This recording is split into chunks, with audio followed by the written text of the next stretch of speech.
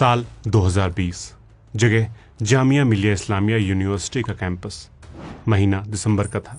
बजरंग दल के कुछ उत्पाती कैंपस में घुसे और बेतहाशा तोड़फोड़ शुरू कर दी। इस दौरान उन्होंने एक कब्र को भी नुकसान पहुंचाया जिस पर लिखा था ब्रिगेडियर मोहम्मद उस्मान। इन अक्ल के अंधों को मालूम ही नहीं था कि किसकी कब्र है और कौन थे ब्रिगेडियर उस्मान। कब्र टूटते ही बवाल मच गया। ब्रिगेडियर उस्मान की जो मजार है यहाँ पे तोड़ फोड़ की गई है। ये सुनते ही इंडियन आर्मी तुरंत हरकत में आई और इन किराए के टट्टुओं का टेटुआ कस गया। आर्मी ने कहा तुरंत एक्शन लो वरना हम लेंगे। इस घटना से हुआ ये कि नौशेरा के शेर ब्रिगेडियर उस्मान की कहानी हमारे जहन में फिर से ताजा हो गई। Brigadier Mohammad Usman, brigadier Usman, brigadier Usman, brigadier Mohammad Usman, वो ब्रिगेडियर जो माता वैष्णो देवी की गुफा बचाने के लिए पाकिस्तानी फौज और कबायलियों के रास्ते में चट्टान की तरह खड़े हो गए। वो ब्रिगेडियर जिसने जिन्ना के ऊंचे ओहदे, दौलत और ताकत की पेशकश को लात मार दी थी। वो ब्रिगेडियर उस्मान जिसने कसम खाई थी कि जब तक पाकिस्तान से झांगड़ का इलाका वापस नहीं ले लेते वो चारपाई पर नहीं सोएंगे, और 3 महीने बाद वादा पूरा किया। वो ब्रिगेडियर उस्मान जिन्होंने नेहरू से मिलकर कहा था कि वो पाकिस्तान नहीं जाएंगे और फौज में रहकर हिंदुस्तान की सरहदों की हिफाजत करेंगे। और ये मौका जल्दी ही आ गया जब साल 1947 में ही अक्टूबर के महीने में पाकिस्तान ने कश्मीर हथियाने के इरादे से 22 अक्टूबर को ऑपरेशन गुलमर्ग लॉन्च किया। इधर से जब तक भारतीय सेना कश्मीर पहुंचती, पाकिस्तानी घुसपैठ ही मुजफ्फराबाद, चकोटी, उरी, बारामूला, श्रीनगर के रास्ते बॉर्डर पार से आए और श्रीनगर के पास तक पहुंच गए। उत्पात मचाना शुरू कर दिया। भारतीय सेना जब वैली में पहुंची तब नवंबर 1947 की शुरुआत तक हालात थोड़े संभले, लेकिन हमारे पास सेना कम थी। खासकर जम्मू डिवीजन में हमारे पास थे सिर्फ 500 जवान टोटल। उधर कबायली और पाकिस्तानी सैनिकों की 15,000 की फौज थी। मीरपुर और कोटली इलाके में हिंदुओं और सिखों की आबादी लगभग 20 से 30,000 थी। उनको सबसे ज्यादा खतरा था। नवंबर के शुरुआत में ही वहां से डरावनी खबरें आने लगी, लेकिन जब मालूम चला कि घुसपैठिए इन कस्बों को घेरे हुए हैं तो 13 नवंबर 1947 को 2 टास्क फोर्स भेजी गईं। 50 para brigade brigadier YS Paranjpe के कमांड में कोटली की मदद के लिए पठानकोट, जम्मू, अखनूर, नौशेरा, झांगर के रास्ते पर आगे बढ़ी। दूसरी force 161 infantry brigade Uri, Poonch से आकर 50 पैरा ब्रिगेड के साथ पुंछ के दक्षिण में जुड़ने वाली थी, लेकिन ये प्लान पूरा नहीं हो सका। दरअसल 16 नवंबर 1947 को 50 पैरा ब्रिगेड नौशेरा में दाखिल हुई और 18 नवंबर को झांगर की तरफ बढ़ी और आखिरकार 26 नवंबर को कोटली तक पहुंच गई, लेकिन ये ब्रिगेड नौशेरा तक फैली थी और उधर कबायली पाकिस्तानी सैनिकों के साथ मिलकर मीरपुर से झांगर की तरफ भी तेजी से बढ़ रहे थे, जिससे ये ब्रिगेड काफी मुश्किल में आ गई। इसलिए मीरपुर और पुंछ की तरफ बढ़ने का प्लान बदलना पड़ा और इस ब्रिगेड को झांगर वापस लौटकर इसे सेफ रखने का ऑर्डर मिला।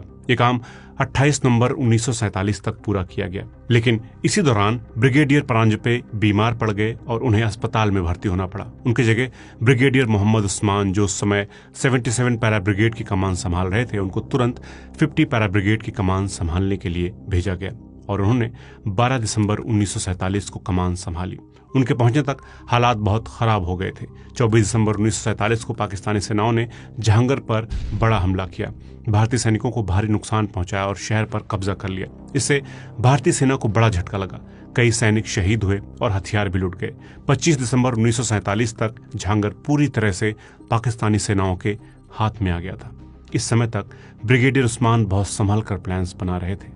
जनवरी 1948 तक दुश्मन नौशेरा से निकलने वाली चारों सड़कों पर हावी था, लेकिन भारतीय सेना के लिए इस जगह पर कब्जा स्ट्रेटेजिकली बहुत जरूरी था, क्योंकि झांगर पुंछ, राजौरी और जम्मू को जोड़ने वाले रास्तों का एक तरह से चौराहा था। जिसके पास झांगर होता उसी के कंट्रोल में होता ये पूरा इलाका, क्योंकि सप्लाई यहीं से होकर गुजरनी थी। भारत को झटका देने के लिए पाक ने अगला हमला किया 6 फरवरी 1948 को नौशेरा पर, जिसका बखूबी जवाब दिया भारतीय सेनाओं ने। इस दौरान ब्रिगेडियर उस्मान अपने सैनिकों के हौसले और देशभक्ति को बढ़ाने के लिए पूरी तरह तैयार थे। उन्हें पता था कि उनके सैनिक उस लड़ाई के कगार पर हैं जो उनके देश की तकदीर आने वाले दिनों में तय करेगी। ब्रिगेडियर उस्मान रोज शाम को सैनिकों की बैठकें करते थे ताकि जंग की तैयारी हो सके। उन्होंने ऑफिसर्स को वार्निंग दी कि दुश्मन नौशेरा पर हमला कर उसे कब्जा करने के लिए पूरी ताकत झोंक देगा और नौशेरा का हाथ से फिसलना दिल्ली तक के रास्ते उनके लिए खोल सकता है, और मैं ऐसा हरगिज नहीं होने दूंगा। मैं किसी भी हालात में नौशेरा नहीं छोड़ूंगा और इस लड़ाई को जीत कर ही रहूंगा। दरअसल झांगर पर कब्जे के बाद नौशेरा सेक्टर के कोट गांव को अपने कब्जे में ले चुके थे दुश्मन, क्योंकि कोट गांव ऊंचाई पर था और इसी वजह से पाकिस्तानी कबायली और फौजियों ने उसे बेस बनाया था। यहां से वे नौशेरा की तरफ आसानी से हमला कर सकते थे और रास्तों पर नजर रख सकते थे। ऊंचाई पर होने से उन्हें छुपने और गोलीबारी में फायदा मिलता था।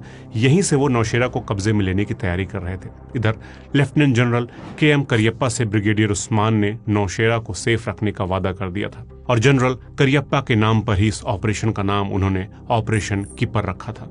ब्रिगेडियर उस्मान ने सीधी लड़ाई के बजाय एक सीक्रेट प्लान बनाया। उनको मालूम था कि किसी तरह अगर कोट गांव पर कब्जा करके ऊंचाई से दुश्मन को वो हटा दें तो इलाका उनके कंट्रोल में आ जाएगा। इसलिए उन्होंने 2 बटालियनों को अंधेरे की आड़ में आगे बढ़ने को कहा। सैनिक धीरे धीरे सुबह होने तक उनके पास पहुंच गए। दुश्मन चौंक गए। इससे पहले कि कुछ समझ पाते, कोट गांव पर इंडियन आर्मी ने अपना झंडा गाड़ दिया था। ब्रिगेडियर उस्मान की चालाकी देखिए कि इस हमले से 5 दिन पहले कोट और अन्य पाकिस्तानी ठिकानों पर माहौल भांपने के लिए तोप से एक गोला दागा और अफवाह फैला दी कि हमला झांगर की तरफ होगा। उधर चुपके से नौशेरा में घोड़े धीरे धीरे इकट्ठे करे और 7 फरवरी 1948 की सुबह कोट पर कब्जा कर लिया। ध्यान रखने वाली बात यह है कि इस दौरान उनके पास ऑप्शन था कि वो तोप चलवाकर या फिर एयरफोर्स की मदद से कोट पर कब्जा करा सकते थे, लेकिन इसमें अपने जवानों का नुकसान भी होता। इसलिए उन्होंने तोप और एयरफोर्स की मदद लेने से इनकार कर दिया था। इस जंग के बाद उन्होंने कहा था, अगर मैंने अपनी रिजर्व ब्रिगेड के साथ बमबारी करके कोट पर कब्जा करने की कोशिश की होती तो मैं खुद को कभी माफ नहीं कर पाता। ब्रिगेडियर उस्मान इस लड़ाई में हीरो बनकर उभरे। उनकी लीडरशिप ने आजाद भारत की पहली यादगार जीत दिलाई थी। इस लड़ाई में भारतीय सेनाओं ने लगभग 2000 पाकिस्तानियों को उनके अंजाम तक पहुंचाया था। नौशेरा सेक्टर में इस शानदार जीत के बाद ब्रिगेडियर उस्मान को नाम मिला नौशेरा का शेर। लेकिन इस शेर की भूख अभी मिटी नहीं थी, क्योंकि झांगर पर अभी भी दुश्मन का कब्जा था। अगले महीने 14 मार्च 1948 को राजौरी जिले के गांव झांगर पर दोबारा कब्जे के लिए ब्रिगेडियर उस्मान की लीडरशिप में जवान आगे बढ़े। उन्होंने ऑपरेशन को 3 हिस्सों में बांटा। पहले 2 हिस्सों में भारतीय सैनिक दुश्मन की सिक्योरिटी को भांपते रहे और फिर इलाके की स्ट्रेटेजिक लोकेशंस पर जबरदस्त हमले किए ताकि दुश्मन की पकड़ इलाके पर से कमजोर हो जाए। ऑपरेशन का आखिरी हिस्सा सीधे झांगर पर हमला करना था। ब्रिगेडियर उस्मान ने 3 बटालियनों की 24 फील्ड गन और मोर्टार को एक साथ रखा और उन्हें एक ही जगह पर लगाकर दुश्मन के सबसे ऊंचे पॉइंट्स पर एक साथ हमला किया। और जैसे ही तोपखाने गोलीबारी रुकी, सैनिक दुश्मन के बंकरों तक पहुंच चुके थे। लड़ाई बहुत जबरदस्त थी। इस भयंकर लड़ाई के बाद एक बार फिर भारत की जीत हुई और दोबारा तिरंगा झांगर पर फहराने लगा। और झांगर पर दोबारा तिरंगा देखने के बाद ही ब्रिगेडियर उस्मान ने पलंग पर अपनी न सोने की कसम को तोड़ा।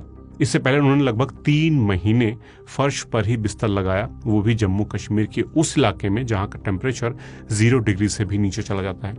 ऑपरेशन विजय की कामयाबी के बाद उन्होंने अपना वादा पूरा किया और उनके लिए फिर से पलंग की व्यवस्था हुई। अब ब्रिगेडियर आराम से सो सके। इस ऑपरेशन के पहले ब्रिगेडियर उस्मान ने अपने जवानों से कहा था, दुनिया की निगाहें और हमारे मुल्क की उम्मीदें और ख्वाहिशें हम पर टिकी हैं। हमें कभी डगमगाना नहीं चाहिए। जो भी इंसान आज जमीन पर आया है उसे आज नहीं तो कल इस दुनिया से जाना ही है, लेकिन इससे बेहतर मौत क्या होगी जो अपने बाप दादाओं की मिट्टी और अपने ईश्वरों के मंदिरों की हिफाजत करते हुए मिले। तो दोस्तों, बेखौफ होकर झांगड़ की तरफ आगे बढ़ो। हिंदुस्तान को उम्मीद है कि उसका हर जवान अपना फर्ज अदा करेगा। दोस्तों, हिंदुस्तान की इस जांबाज शख्सियत का जन्म हुआ था 15 जुलाई 1912 को। जगह थी उत्तर प्रदेश के आजमगढ़ जिले की मऊ तहसील का गांव बीबीपुर। ये वही इलाका है जिसे कुछ अंधभक्त मजाक में मिनी पाकिस्तान कहते हैं। साल 2008 में दिल्ली के बाटला हाउस एनकाउंटर के बाद जब 2 आतंकवादियों को पकड़ने की कोशिश चल रही थी तो उस वक्त बहुत से मीडिया घरानों ने पूरे आजमगढ़ को दहशतगर्दी का अड्डा करार दे दिया था। लेकिन किसी टीवी चैनल ने यह नहीं बताया कि यही जिला हिंदुस्तान को एक ऐसा जांबाज भी दे चुका है जिसने पाकिस्तान के जबड़े में हाथ डालकर झांगर और नौशेरा बाहर निकाल लिया था। खैर, कोई बताए या ना बताए, मैं तो इस कहानी को इत्मीनान से आप लोगों को सुनाऊंगा। तो दोस्तों, उस्मान साहब के वालिद बनारस में एक बड़े ओहदे पर पुलिस अफसर थे। बचपन में उनका वक्त बनारस और बीबीपुर के बीच बीतता था। बनारस में वो अपने वालिद की तैनाती की वजह से रहते थे और छुट्टी या वीकेंड्स में माँ बाप के साथ बीबीपुर जाकर अपने बड़े खानदान के साथ वक्त गुजारते। वो खानदान जिसका इतिहास भी बहुत शानदार था। 100 बरस पहले बीबीपुर में मोहम्मद फारूक का बड़ा नाम था। वो उस वक्त के कोतवाल साहब थे और अंग्रेजों के भी काफी करीबी माने जाते थे। उनकी बीबी जमीलुन बीबी यूसुफपुर के एक बड़े जमींदार घराने से थी, लेकिन बीवीपुर में सब कुछ फारूक साहब के इर्द गिर्द ही घूमता था। उनकी शान, उनका रुतबा, उनका अंदाज देखते बनता। जब उनका बग्घी वाला रथ 2 बीघे के बड़े घर से निकलता तो लोग उन्हें रास्ता देने के लिए एक तरफ खड़े हो जाते। लोग किनारे खड़े हो जाते ताकि उन्हें किसी तरह की तकलीफ ना हो। मशहूर है कि अगर उनकी नज़र किसी नौजवान पर पड़ जाती जो यूं ही वक्त बर्बाद कर रहा होता तो उसे अच्छी खासी डांट लगाते और फिर कोशिश करते कि उस लड़के का दाखिला किसी अच्छे स्कूल में करा दें। उनका नाम सख्ती और डिसिप्लिन की वजह से मशहूर था। दौलत भी कम न थी, कुछ बाप दादाओं से मिली और कुछ उन्होंने खुद कमाई। बनारस के बाजारों में जब नई साड़ियां आती तो दुकानदार सबसे पहले कुछ जोड़े उन्हीं के घर बेचते, उसके बाद ही आम लोगों को बेचते। इलाके के गुंडों बदमाशों पर उन्होंने कभी रहम नहीं किया। बड़े दर्जे के पुलिस अफसर होने की वजह से उनका काम ही था कि मुजरिमों के दिलों में खौफ पैदा करना, और इसमें वो बेहद कामयाब थे। उनकी जिंदगी कायदे, तंदुरुस्ती, वक्त की पाबंदी और तहजीब के शौक से बनी थी। ये सब उनके बीबीपुर वाले घर से झलकता था, जो उस वक्त आजमगढ़ जिले, जो कि अब मऊ हो चुका है, वहां पर बना था। उनके तीनों बेटे उस्मान, सुभान और गुफरान उनके साथ बेहद अदब से पेश आते। ये तीनों भाई कभी उनके सामने बिना टोपी के नहीं आते थे। औरतें भी उनके सामने सर ढक कर ही बैठती। बीवीपुर का वो घर जो फारूक साहब ने सन 1929-30 के आसपास बनवाया था, वो किसी शहजादे के महल से कम न था। 2.5 बीघे की जमीन पर बना वो हवेली जैसा घर था, जहां औरतों के लिए एक अलग हिस्सा था। उस हिस्से में मर्दों के दाखिल होने की इजाजत न थी। सभी की जिंदगी ऐशो आराम में गुजरती। उनकी देखभाल के लिए खास खादिम रखे जाते जो रोजमर्रा की जरूरतें पूरी करते। घर की औरतें कभी कभार ही बाहर निकलती, और निकलती भी तो पालकी में बैठकर। उन्हें खरीदारी करनी होती तो दुकानदार खुद रेशमी कपड़े, मखमल और चूड़ियां घर लेकर आ जाते। हकीम भी उनके बुलावे पर ही घर आकर इलाज करता। लंबे समय तक इस बीवीपुर के घर को कोतवाल साहब का घर होने की वजह से कोतवाली भी कहा जाता था। लोग इस घर को देखने के लिए दूर दूर से आते थे। कहा जाता है कि इस घर को बनाने के लिए बनारस और गाजीपुर से सामान लाया गया था। कुछ चीजें यूरोप से भी मंगवाई गई थी, जैसे कुछ टाइलें और झूमर, जो घर को अलग और खास लुक देती थी। पर्दे भी विदेशी कपड़ों के बने थे। खास तौर से बिछे हुए खूबसूरत कालीन घर की रौनक में 4 चांद लगाते थे। फारूक साहब ने घर इस तरह डिजाइन किया था कि उनके तीनों बेटे उस्मान, सुभान और गुफरान के लिए हर एक का अलग कमरा और खलवत हो। मकसद था कि सभी भाई एक ही छत के नीचे रहें और उनकी प्रिवेसी भी बनी रहे। जब कोतवाल साहब या उनके बेटे घर से बाहर निकलते तो रास्ते में लोग उनसे बड़े अदब के साथ पेश आते। हालांकि उस्मान साहब फौज की नौकरी के कारण ज्यादातर समय घर से दूर ही रहते। दूसरे भाई सुभान भी दिल्ली चले गए और पत्रकारिता करने लगी। उनके पास भी बीवीपुर हवेली के लिए बहुत कम समय बचा। फिर भी वो घर से जुड़े रहे और 1940 के दशक में उन्होंने इसकी खिड़कियों के लिए रंगीन कांच भी लगवाए और डेंटिंग पेंटिंग करवाई थी। गुफरान ने फौज से रिटायर होने के बाद इस घर को अपने रहने की जगह चुनी और उसे ठीक करने में मदद की। फिर भी उनके बच्चे और बीवी यहाँ लंबे समय तक रुके नहीं। 1973 में वो कनाडा चले गए और घर आने जाने के मौके कम हो गए। घर की देखभाल की जिम्मेदारी बस उनके चचेरे भाई इनायतुल्लाह पर रह गई, जो सिविल इंजीनियर थे और आमना शाह की संतान थे, जो ब्रिगेडियर उस्मान की बड़ी बहन थी। 1970 के दशक में जब गुफरान ने इस घर को अपना ठिकाना बनाया तो थोड़ा बदलाव आया। उन्होंने परिवार की अगली पीढ़ी को, जिसमें अपनी बहन राबिया के बेटे अफजल और मुख्तार अंसारी और अपने चचेरे भाई हारिस अंसारी, जो कि पूर्व उपराष्ट्रपति हामिद अंसारी के छोटे भाई हैं, ये शामिल थे। इन्हें फौज में आने के लिए भी कहा, मगर सभी अपने अपने रास्तों पर आगे बढ़ गए। जब गुफरान बड़ी हवेली से बाहर निकलते, मस्जिद तक पैदल जाते और लोग उन्हें सलाम करते। वो जानते थे कि वो फौज में रहे हैं और नौशेरा के शेर ब्रिगेडियर उस्मान के छोटे भाई हैं। घर के बुजुर्गों से सुनाई गई कहानियों के जरिए लोग उनके पिता फारूक को भी याद करते थे। इलाके में सबको मालूम था कि इन भाइयों ने पाकिस्तान के दिए लालच को ठोकर मार दी थी और मादरे वतन से वफादारी दिखाई। गुफरान के गुजर जाने को अब 4 दशक हो गए। बीवीपुर का घर अब वीरान सा है। कई जगह पुताई गिर चुकी है, दीवार का एक हिस्सा गिर चुका है और उसके साथ ही छत का भी एक हिस्सा टूट गया है। 1930 के दशक में जो घर हर शख्स की जुबान पर था, आज उसका पता लगाना भी मुश्किल है। ब्रिगेडियर उस्मान की कहानी पीढ़ी दर पीढ़ी सुनाई जाती रही, लेकिन अब लगता है जैसे सब बदल गया हो। इतिहास में पहली बार उनके खानदान की नई पीढ़ी के लोगों के नस्ल पर सवाल उठाए गए। उत्तर प्रदेश के मुख्यमंत्री योगी आदित्यनाथ ने मई 2024 के चुनावी शोर में बाहुबली नेता मुख्तार अंसारी की तरफ इशारा करते हुए कहा, एक माफिया खुद को ब्रिगेडियर उस्मान के परिवार से होने का दावा करता है ताकि अपने काले काम को छुपा सके। कहता हम ब्रिगेडियर उस्मान के परिवार के लोग हैं। बहन और भाइयों, इस माफिया परिवार का ब्रिगेडियर उस्मान के परिवार से कोई संबंध नहीं है। ये साफ झूठ है। हालांकि ब्रिगेडियर उस्मान की याद में जो भी प्रोग्राम होता है उसमें अंसारी परिवार के सदस्यों को जरूर बुलाया जाता है। तो दोस्तों, ब्रिगेडियर उस्मान अब इस दुनिया में तो नहीं है, लेकिन इतने सालों बाद भी उनके सम्मान में कोई कमी नहीं आई है। इसकी वजह एक तो जंग में भारत को जीत दिलाना है ही, साथ ही साथ उनका एक फैसला भी है। जब भारत पाकिस्तान का बंटवारा हो रहा था तो पाकिस्तान ने सभी मुस्लिम सिविल और मिलिट्री अफसरों को बुलाया और उनको लालच दिया कि वो पाकिस्तान में शामिल हो जाएं। लेकिन 2 मुस्लिम ऑफिसर्स ने जिन्ना की पेशकश ठुकरा दी। एक थे मेजर जनरल इनायत हबीबुल्ला और दूसरे ब्रिगेडियर उस्मान। दोनों ही बेहद सीनियर और काबिल मुस्लिम अफसर थे। दोनों प्रधानमंत्री जवाहरलाल नेहरू से मिले और कहा कि वे भारत में रहना चाहते हैं क्योंकि वे भारत सेना में ही रहकर देश की हिफाजत करना चाहते हैं। पंडित जी ने उन्हें केवल इजाजत ही नहीं दी बल्कि इसकी व्यवस्था भी की कि उन्हें किसी तरह की परेशानी न हो। दरअसल ब्रिटिश भारतीय सेना का कम से कम 45% हिस्सा पाकिस्तानी सेना में चला गया, जबकि केवल 2 मुस्लिम अधिकारी कर्नल रैंक पर भारतीय सेना में रहे। तब के गवर्नर जनरल की चिट्ठियों से पता चलता है कि सरकार में ये चर्चा हुई थी कि मुस्लिम अफसरों को जितनी जल्दी हो सके हटाया जाए। इसलिए ब्रिटिश भारतीय सेना में मुस्लिम अफसरों को कहा गया कि वे भारत में रहें या पाकिस्तान जाएं, लेकिन अगर वे भारत में रहना चाहते हैं तो उन्हें सेना छोड़नी पड़ेगी। लेकिन इन दोनों अफसरों ने कहा कि ना तो वो पाकिस्तान जाएंगे और ना ही वो आर्मी के जरिए देश की सेवा करना छोड़ेंगे। इसलिए दोनों प्रधानमंत्री के पास गए और डिफेंस मिनिस्ट्री की सलाह के खिलाफ आपत्ति जताई, जिसके बाद वो फरमान वापस ले लिया गया।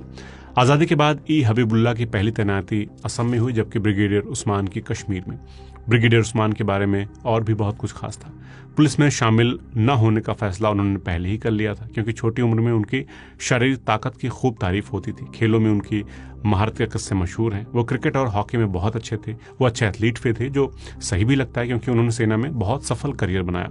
एक और पहलू ये है कि उस्मान की शुरुआती पढ़ाई यूसुफपुर में हुई और फिर वो अलीगढ़ मुस्लिम यूनिवर्सिटी गए। कई भाषाओं पर उन्होंने महारत हासिल कर ली थी और शब्दों और बंदूक दोनों के साथ खेलने में माहिर थे। शेर व शायरी का शौक उनको था ही। वो अंग्रेजी, उर्दू, हिंदी और पश्तो फर्राटेदार बोलते थे क्योंकि उनके परिवार की जड़ें हेरात से थी। उनकी शख्सियत का एक और पहलू ये था कि वो अल्लाह पर भरोसा करते थे और लड़ाई पर जाने से पहले कुरान पढ़ना उनकी आदत थी। कहा जाता है कि किसी बड़ी लड़ाई से पहले वो कुरान की आयतें पढ़ते ताकि दुश्मन का सामना करने का साहस उन्हें मिल सके। उस्मान ने सेना में करियर शुरू करने से पहले रॉयल मिलिट्री एकेडमी सैंडहर्ट्स में हिस्सा लिया था। 1920 से भारतीय सेना में भारतीयों को अफसर बनने का मौका मिलने लगा था, लेकिन मुकाबला बहुत कड़ा था और ज्यादातर अमीर और जमींदार परिवारों के बच्चों को ही चुना जाता था। ब्रिगेडियर उस्मान ने सैंडहर्ट्स के लिए अप्लाई किया और सिलेक्ट हो गए। जुलाई 1932 में वो इंग्लैंड रवाना हुए। ये सैंडहर्ट्स का आखिरी बैच था जिसमें इंडियंस शामिल हुए, क्योंकि उसी साल देहरादून में इंडियन मिलिट्री एकेडमी खुल गई और फिर सारे अफसरों को वहीं ट्रेनिंग मिलने लगी। 1 फरवरी 1934 को ब्रिगेडियर उस्मान सैंडहर्ट्स से पास आउट हुए, जिसमें उनके साथ 10 दूसरे इंडियन ऑफिसर्स शामिल थे। 19 मार्च 1935 को वो इंडियन आर्मी में सिलेक्ट हुए और 10th बलोच रेजिमेंट की 5th बटालियन में तैनात हुए। अप्रैल 1936 में उन्हें लेफ्टिनेंट बनाया गया। 1941 तक वो कैप्टन बन चुके थे और अपनी हिम्मत और एडवेंचर्स से वो लगातार पहचान बना रहे थे। उनका करियर लगातार ऊंचाई की ओर बढ़ता रहा। वो बर्मा में भी पोस्टेड रहे। 1945 में एक्टिंग मेजर के रूप में उनके फैसलों का जिक्र लंदन गजट में भी हुआ था। उसी साल उन्हें 10th बलोच रेजिमेंट की 14th बटालियन की कमान सौंपी गई। वो वहां भारत की आज़ादी और बंटवारे तक तैनात रहे। बंटवारे के बाद एक मुसलमान होने के नाते उन्हें पाकिस्तानी सेना में शामिल होने का विकल्प दिया गया। मोहम्मद अली जिन्ना ने उन्हें नए बने इस्लामिक रिपब्लिक ऑफ पाकिस्तान में आर्मी चीफ तक बनाने का लालच दिया, क्योंकि उनकी बलोच रेजिमेंट जो बलूचिस्तान के नाम पर थी अब वो पाकिस्तान का हिस्सा थी। लेकिन ब्रिगेडियर उस्मान नहीं गए क्योंकि उन्हें अपने वतन की मिट्टी से मोहब्बत थी। उनको डोगरा रेजिमेंट में तैनात किया गया। काम के तरीकों की बात करें तो ब्रिगेडियर उस्मान जवानों से सख्ती बरतते, लेकिन जरूरत पड़ने पर उनके लिए हमेशा खड़े जरूर होते थे। एक मैगजीन में रोहित सिंह नाम के लेखक ने किस्सा बयां किया कि एक बार ऐसा हुआ कि उनके ब्रिगेड इंटेलिजेंस ऑफिसर ने जम्मू कश्मीर फोर्स हेडक्वार्टर्स को सिग्नल भेजा और हमारी तरफ की एक पोजीशन का 6 अंकों वाला नक्शा दिया, जिसे बाद में दुश्मन ने निशाना बना लिया। दरअसल आर्मी के नियमों के हिसाब से अपनी पोजीशन का इतना सटीक लोकेशन रेफरेंस कभी भी इस तरह खुले सिग्नल पर नहीं भेजा जाता। वजह यह है कि सिग्नल इंटरसेप्ट हो सकते हैं। अगर दुश्मन उस सिग्नल को पकड़ लेता तो वो हमारी पोजीशन को बिल्कुल सही टारगेट कर सकता है। इस गलती पर जम्मू कश्मीर फोर्स हेडक्वार्टर से सिग्नल आया कि कप्तान की गलती के लिए उसको सजा हो। निराश कप्तान एस.सी. सिन्हा वो सिग्नल लेकर ब्रिगेडियर उस्मान के ऑफिस में गए।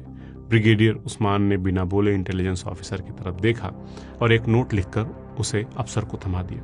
उन्होंने हेडक्वार्टर को जवाब में लिखा था कि हमारी अपनी पोजीशन का 6 अंकों वाला नक्शा हेडक्वार्टर के लिए नई बात हो सकती है, लेकिन दुश्मन के लिए नई बात नहीं थी। इस तरह उन्होंने अपने अफसर को बचा लिया, क्योंकि उन्होंने लॉजिक दे दिया कि पहले तो दोनों सेनाएं एक ही थी, सभी को स्ट्रैटेजिक पोजीशन का अंदाजा है। अपने जवानों और अफसरों के लिए खड़े होने और मुश्किलों का सामना करने का ये हुनर उन्हें दुश्मनों से भी तारीफ दिलाती थी।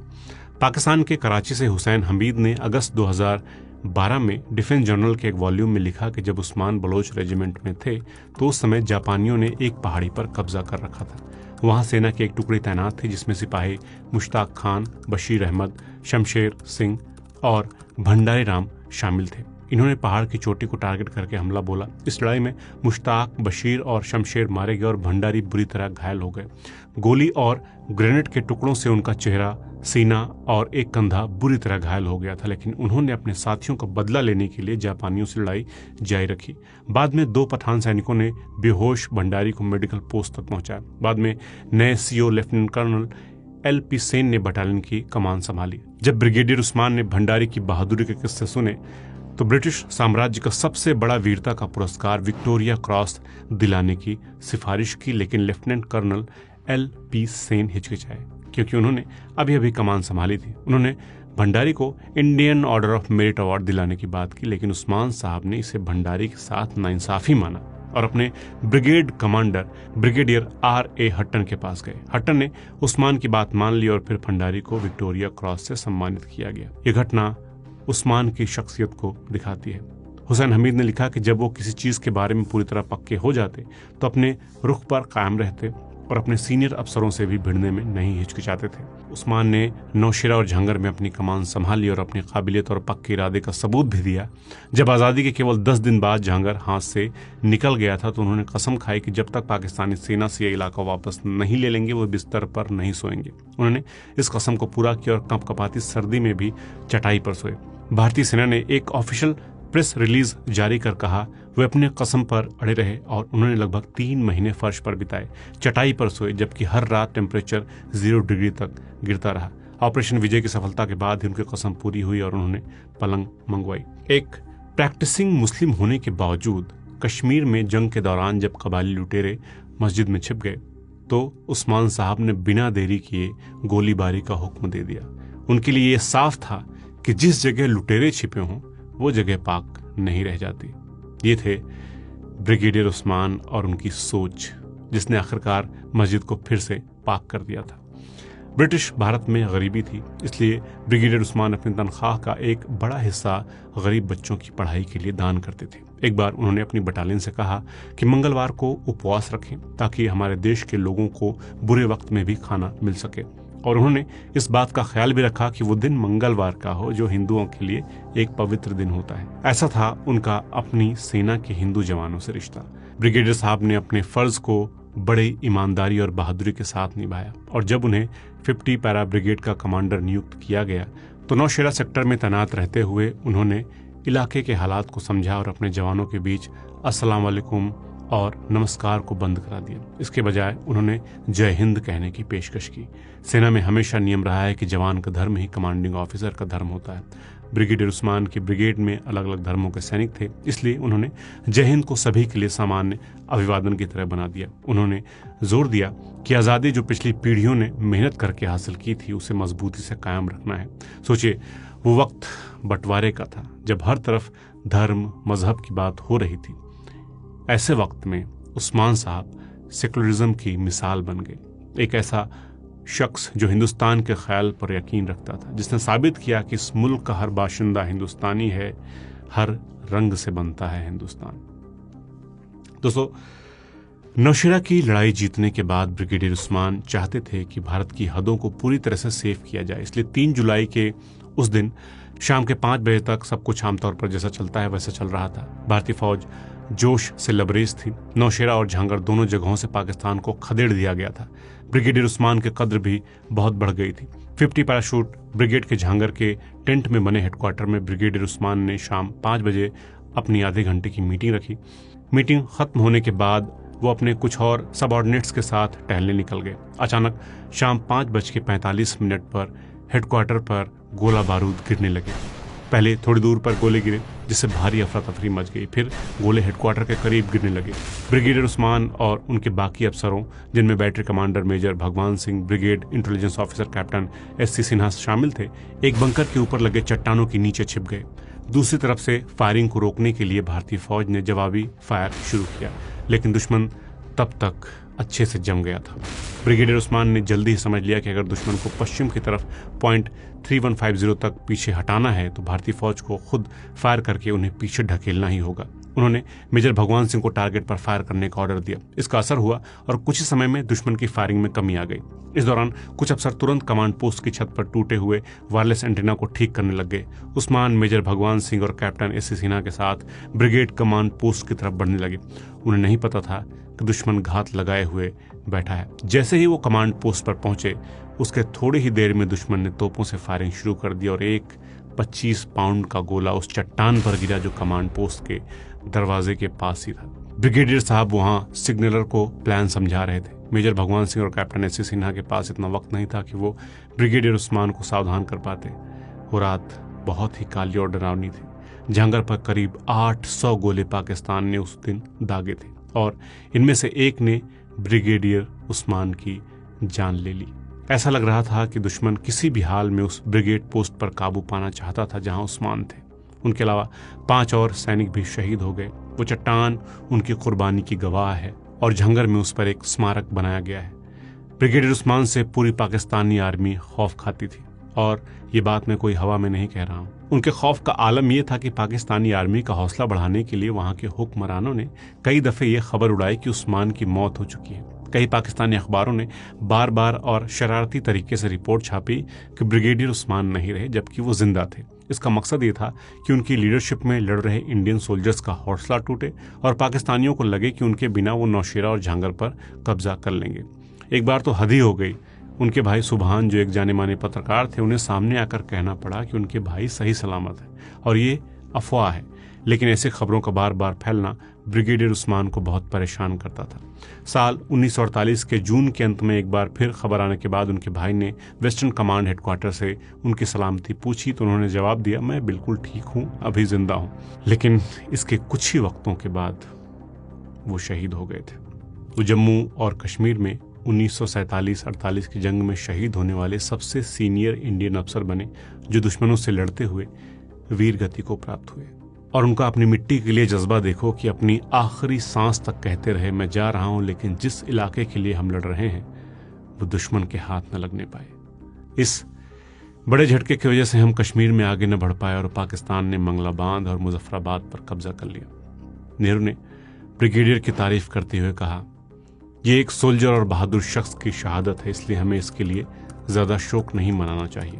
फिर भी देश की सेवा में एक शानदार करियर का अचानक खत्म हो जाना एक दुखद घटना है जो हमें गहराई से महसूस हो रही है।